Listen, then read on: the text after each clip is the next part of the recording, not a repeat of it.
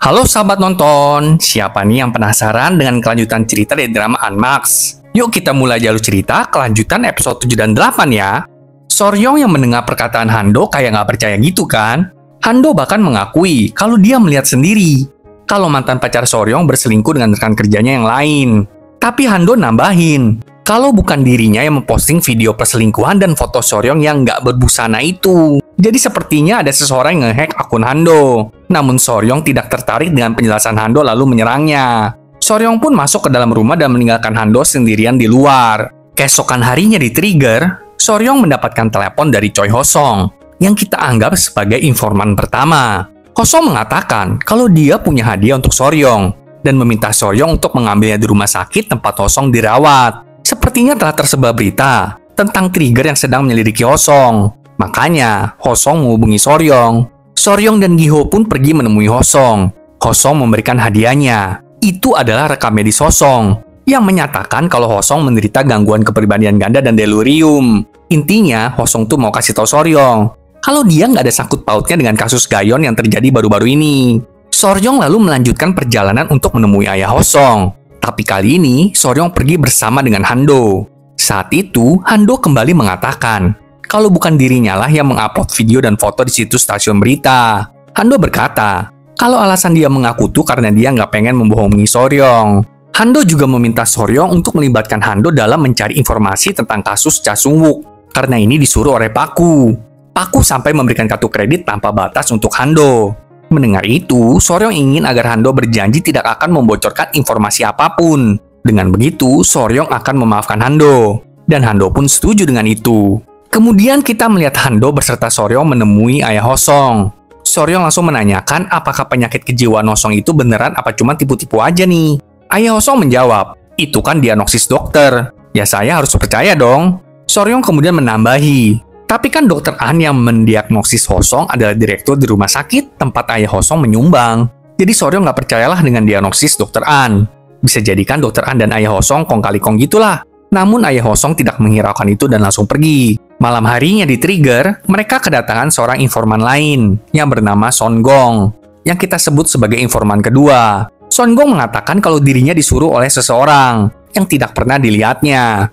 Mereka hanya bertemu lewat pesan dan di balik bilik toilet aja. Kita panggil aja orang yang menyuruh Son Gong dengan sebutan si penguntit ya, untuk lebih mudahnya. Si penguntit menyuruh Son Gong untuk menyayat ban mobil Gayon. Penguntit juga memberikan Son Gong pelacak GPS dan uang sebesar 5 juta won.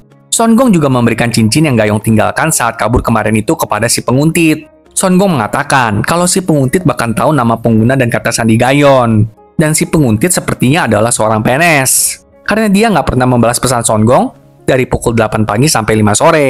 Setelah itu, Soryong jadi berpikir ulang lagi. Kok pacar Gayon yang bernama Pak Lee kemarin itu bisa menghampiri Soryong ke trigger? Tahu dari mana Pak Lee kalau Gayon sedang berada di trigger?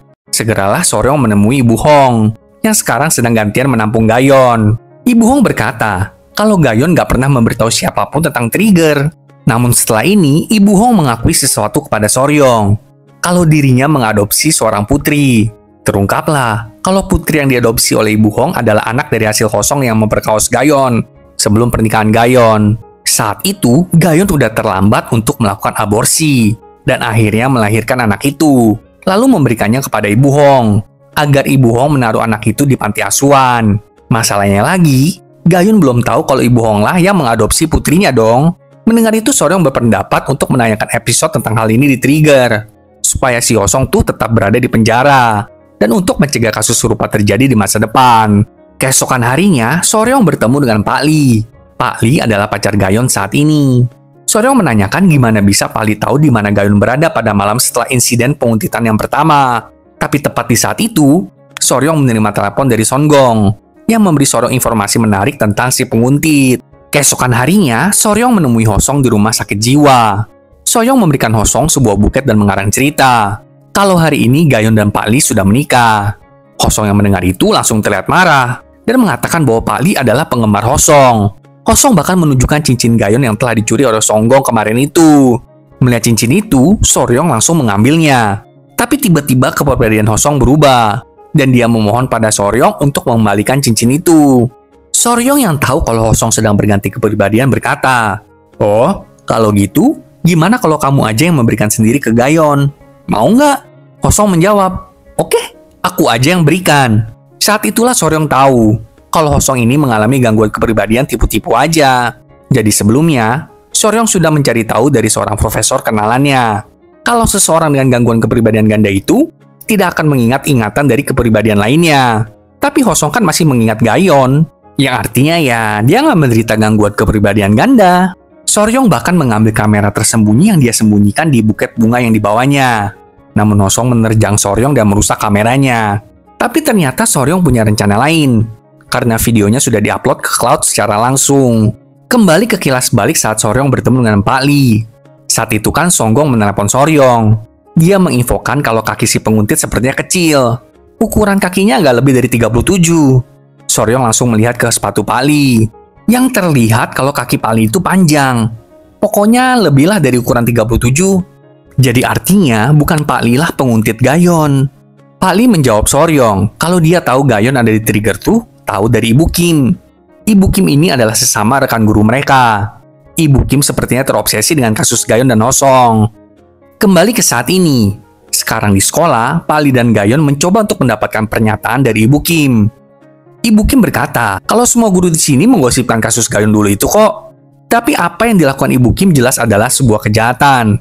Yang herannya, kok bisa Ibu Kim ini malahan menjadi penggemar dari Hosong? Sungguh membanggakan banget memang. Sampai Bu Kim mau-maunya menjadi antek Hosong untuk menjadi penguntit Gayon.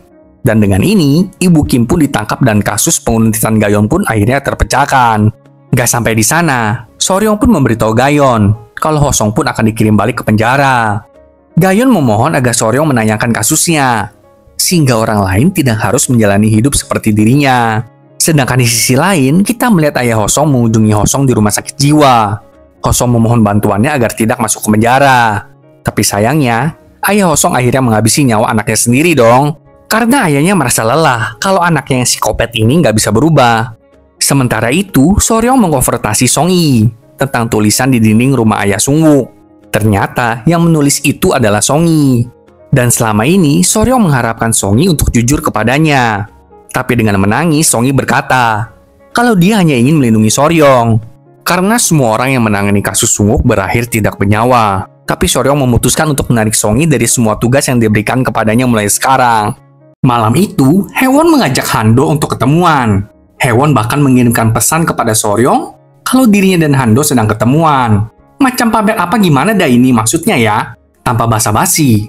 Hando menebak kalau informasi terakhir yang Haewon katakan tentang seorang wanita yang datang menemui Sungwook sebelum Haewon adalah sebuah kebohongan. Haewon yang mendengar teori Hando bahkan tidak menyangkalnya. Yang berarti memang Haewon berbohong tentang informasi yang kemarin itu. Hando lalu bertanya kepada Haewon tentang tujuannya kenapa berbohong. Tapi Haewon berkata kalau dia pernah meracuni anggur untuk menghabisi Sungwook. Mendengar itu, Hando pun kaget dan tidak sengaja menumpahkan minuman di meja. Tapi saat Hando kembali membawa tisu untuk membersihkan tumpahan itu, Haewon ternyata udah nggak ada di sana. Yang ada malahan Soryong, karena sebelumnya Haewon menghubunginya kan. Ketika itulah Hando menceritakan seluruh perkataan Haewon kepada Soryong. Keesokan harinya, di Trigger, Jil dan Byung-gun sedang membahas tentang ayah Hosong yang bundir setelah menghabisi nyawa Hosong. Berarti bapak anak itu sekarang udah tiada ya sahabat nonton. Sedangkan di sisi lain, Song Yi dan Soryong menemui ayah Sungwook. Mereka meminta maaf karena Song Yi menulis tulisan di dinding rumah ayah Sungwook kemarin itu. Ayah Sungwook hanya bisa meratapi, karena telah kehilangan putranya selama 20 tahun. Ayah Sungwook sangat berharap kalau putranya masih hidup. Setelah itu, Ibu Hong menemui Soryong. Dia bertanya, seberapa besar Soryong mempercayai atasannya si Papak. Ibu Hong meminta Soryong tidak mempercayai siapapun kalau dia mau berhasil mengungkap kasus Sungwook. Ibu Hong juga menceritakan kalau dia baru tahu informasi dari kepala penulis Trigger sebelumnya, bahwa kemarin itu, Papak pernah menemui kepala Trigger sebelumnya yang bernama Song Chun. Soryong pun meminta nomor kontak Song Chun kepada Ibu Hong. Soryong lalu mendatangi Papak untuk menanyainya tentang hal ini. Soryong jadi tahu kalau kasus Sungwook dulu itu ditangani oleh Paku. Dan bahkan Paku kabur membawa rekaman tentang kasus Sungwook sebelum acara Trigger tayang. Hal ini tentu saja membuat Soryong kesal banget. Kok bisa-bisanya Papak udah tahu kebenaran ini tapi tetap diam aja di depan Paku. Jadi dengan putus asa Papak berkata, kalau ayahnya baru saja didiagnosis kanker paru-paru stadium akhir. Papak yang menjadi tulang punggung keluarga bingung bagaimana harus membiayai ayahnya. Dia merasa kalau udah hidup benar selama ini. Tapi lihat apa yang terjadi. Hidupnya malah berantakan. Papak berkata, apa dunia akan kiamat jika aku diam saja soal kasus Sungwook? Mendengar keputusasaan Papak, Soryong pun mencoba untuk berempati. Soryong lalu memberitahu Papak, kalau besok Songchun mengajak Papak dan Soryong untuk bertemu bersama. Karena ada yang ingin Songchun beritahukan kepada mereka berdua. Keesokan harinya, Songchun ternyata mengajak Papak dan Soryong mendaki bersama. Dan di sana, Songchun memberitahu keduanya, kalau menurut Paku, ada saksi yang melihat Sungwook dihabisi. Tapi masalahnya, saksi ini tidak memenuhi syarat untuk bersaksi di pengadilan. Kilas balik memperlihatkan kalau ternyata saksi itu adalah seekor anjing dong. Itu adalah anjingnya Sungwook. Ketika itu, Paku memberitahu Songchun, kalau ada seorang komunikator hewan, yang intinya orang itu bisa berkomunikasi dengan hewan. Meskipun Songchun menganggap hal itu nggak kredibel. Tapi Paku tetap ngekeh agar mereka melakukan hal ini. Akan tetapi setelah Paku pindah dari Departemen Trigger, Paku malahan meminta agar Songchun gak usah lagi menggali kasus Sungwook. Soryong tanya, emang seharusnya kasus Sungwook ini tayang di episode berapa? Songchun menjawab, seharusnya tayang di episode 890. Keesokan harinya, Soryong langsung mengkonfrontasi Paku dan menanyakan kenapa Paku kabur sebelum menanyakan kasus Sungwook. Paku tidak menjawab pertanyaan Soryong dan malahan menyuruh Soryong mencari tahu sendiri jawabannya. Setelah itu, Papak mendatangi Soryong dan memberinya nomor kontak si komunikator hewan. Nah, untungnya Papak masih menyimpan nomor orang tersebut. Akhirnya, Giho dan Hando pergi menemui komunikator hewan tersebut. Ternyata dia adalah seorang wanita Jepang. Tapi untungnya, Hando fasih berbahasa Jepang. Hando kemudian bertanya, apakah wanita itu masih ingat bagaimana interaksinya dengan anjing Sungwook saat itu? Wanita itu hanya mengatakan, kalau anjing Sungwook melihat kepala Sungwook dimasukkan ke dalam kulkas seperti bola.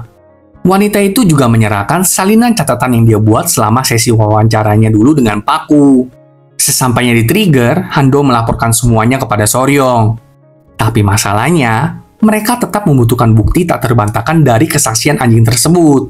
Di sisi lain, Paku mendatangi seorang dokter hewan. Dia bernama Jongsik. Paku memberi Jongsik tiket ke Makau. Sepertinya, Jongsik ini adalah dokter hewan yang pernah merawat anjingnya Sungwook dulu. Paku meminta Jongsik buat pergi dulu deh sementara dari Korea. Ya langsung setujulah si Jongsik. Kemudian kita melihat Ibu Hong mendatangi ruangan Papak. Sebagai rekan lama, Ibu Hong berpamitan dengan Papak. Karena Ibu Hong akan pindah ke departemen drama. Karena dia ingin menggapai mimpinya. Ya begitulah ya, tidak ada yang abadi di dunia ini. Soryong pun yang melihat meja Ibu Hong sekarang sudah kosong menjadi sedih. Mengingat selama ini mereka selalu mengerjakan kasus bersamaan. Tidak terhanyut di dalam kesedihan, Soryong dan Hando pun langsung pergi ke pusat kota bersama dengan ayah Sungwook. Soryong dan Hando memperlihatkan sebuah iklan. Iklan itu diperankan oleh Sungwook dalam bentuk AI. Ayah Sungwook yang telah didiagnosis demensia pun sangat terharu dapat melihat kembali wajah putranya di layar besar seperti ini. Dan karena iklan itu ditayangkan di pusat kota, maka banyak orang melihatnya. Di iklan itu, Sungwook AI berkata, halo, nama saya Sungwook. Usiaku 43 tahun jika aku masih hidup. Aku sudah lama menghilang. Tolong tetap ingat aku dan temukan aku. Tentu momen pertemuan ayah dan anak yang mengharukan ini didokumentasikan oleh Hando. Meskipun hanya bisa melihat Sungwook dalam bentuk AI, itu pasti sangat melegakan bagi sang ayah. Sedangkan Paku yang mengetahui tentang iklan ini menjadi gusar. Sedangkan hewan yang mengetahui tentang iklan itu menjadi marah dan mulai merusak patung buatannya. Dia berkata kalau dia berada di sini untuk membakar semuanya. Jadi siapakah yang menghabisi Sungwook dan kenapa? Ayo, ada yang bisa nebak nggak nih sahabat nonton? Saksikan kelanjutannya minggu depan ya. Sampai jumpa.